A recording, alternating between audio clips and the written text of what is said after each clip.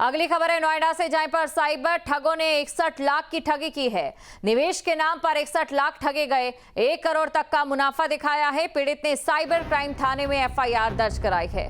तो cyber crime थाने में FIR दर्ज कराई गई। नोएडा से खबर, ये बड़ी खबर आपको बता रहे हैं। यहां पर 61 लाख की ठगी की गई है। लगातार देखिए साइबर फ्रॉड की खबरें सामने आ रही है। निवेश के नाम पर यहां पर 61 लाख रुपए ठग लिए गए हैं। 1 करोड़ तक का मुनाफा बताया जाता है और इसी के साथ 61 लाख रुपयों पर चपत भी लगा दी जाती है। खबर पर अधिक जानकारी के साथ संवाददाता अमित चौधरी हमारे साथ जुड़ चुके हैं। अमित, ऐसा लग रहा है नोएडा यहां पर साइबर अपराधियों का अड्डा बनता नजर आ रहा है। एक के बाद एक बड़ी से बड़ी लूट के मामले सामने आ रहे हैं साइबर तरीके से।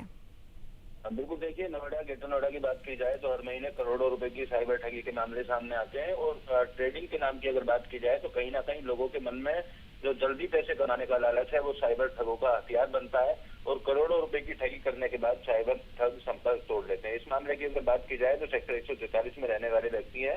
सोशल मीडिया के माध्यम से इनको एक विज्ञापन देखने को मिला। उस विज्ञापन के जरिए एक व्हाट्सएप ग्रुप में जुड़े। शुरुआती तौर पर जो इन्होंने कम पैसा निवेश किया था उसका प्रॉफिट साइबर ठगों ने इनके बैंक खाते में भेज दिया। इनका लालच बढ़ा। लालच बढ़ने के बाद 10 बार में अलग अलग बैंक खातों में 61 लाख रुपए डिपॉजिट कर दिए और जब अपना प्रॉफिट और मूल पैसा निकालने की कोशिश की गई तो साइबर ठगों द्वारा संपर्क तोड़ लिया गया। फिलहाल पूरे मामले में साइबर क्राइम थाने में एफआईआर दर्ज हो गई है। अधिकारियों का कहना है कि बैंक खातों के बारे में जानकारी की जा रही है और जिन फोन नंबर से कॉन्टेक्ट किया गया था उनके बारे में जानकारी की जा रही है। लेकिन अभी तक की अगर रिकवरी की बात की जाए या साइबर ठगों की गिरफ्तारी की बात की जाए तो महज वो लोग गिरफ्तार हो पाते हैं जो अपने बैंक खाते साइबर ठगों को किराए पर देते हैं। कुछ लालच में आकर उन लोगों की गिरफ्तारी तो हो पाती है, लेकिन मुख्य तौर पर जो साइबर ठग बैठकर इस ठगी के कारोबार को चला रहे हैं उनकी गिरफ्तारी अभी संभव नहीं हो पाई है। चाहे ट्रेडिंग के नाम पर ठगी का मामला हो, चाहे डिजिटल अरेस्ट करने का मामला हो, केवल खाता उपलब्ध कराने वाले लोग ही पुलिस की हत्या अभी चढ़ पा रहे हैं, जिसके चलते इस तरीके के मामलों में जो कमी है वो दर्ज नहीं की जा रही है। और ट्रेडिंग सीधे तौर पर एक मुनाफे का लालच देकर लोगों को झांसे में लिया जाता है और उनकी गाड़ी कमाई के पैसे को साइबर ठग इसी तरीके से ठग कर लगातार फरार हो जाते हैं। फिलहाल देखना होगा इस पूरे मामले में क्या कार्रवाई होती है और कितने लोग गिरफ्तार हो पाते हैं। बिल्कुल अमित, सवाल ये भी है कि आखिरकार साइबर अपराध के मामले तमाम प्रयासों के बावजूद अभी भी क्यों बढ़ते जा रहे हैं? क्या लोगों में अब भी जागरूकता की कमी नजर आ रही है या फिर जो साइबर अपराधी हैं वो नए से नए तरीके इजाद कर रहे हैं?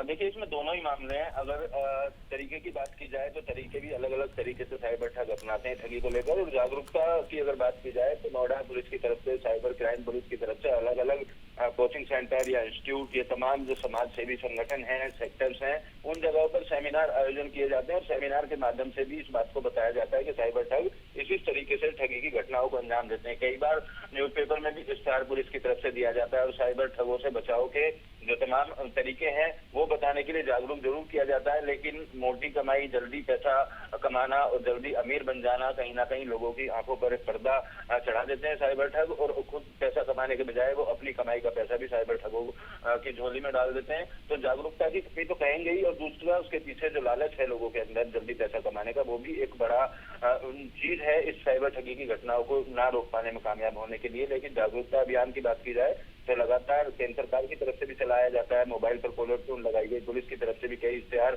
अलग अलग सरकारी भवन और प्राइवेट भवनों में लगाए गए। लोगों को जागरूक करने के लिए कैंपेन भी चलाए जाते हैं, सेमिनार भी किए जाते हैं, लेकिन ठगी के मामले अभी कम होने का नाम नहीं ले रहे हैं। बिल्कुल, ठगी के मामले यहाँ पर कम होने का नाम नहीं ले रहे हैं। शुक्रिया तमाम जानकारी को दर्शकों तक पहुंचाने के लिए अमित। जहाँ भक्ति है हर शब्द में, कथाओं में छुपे हैं दिव्य रहस्य और ज्योतिष देता है जीवन को दिशा। धर्म से जुड़ी हर बातों को जानने के लिए हमारे चैनल स्तुति को सब्सक्राइब करें।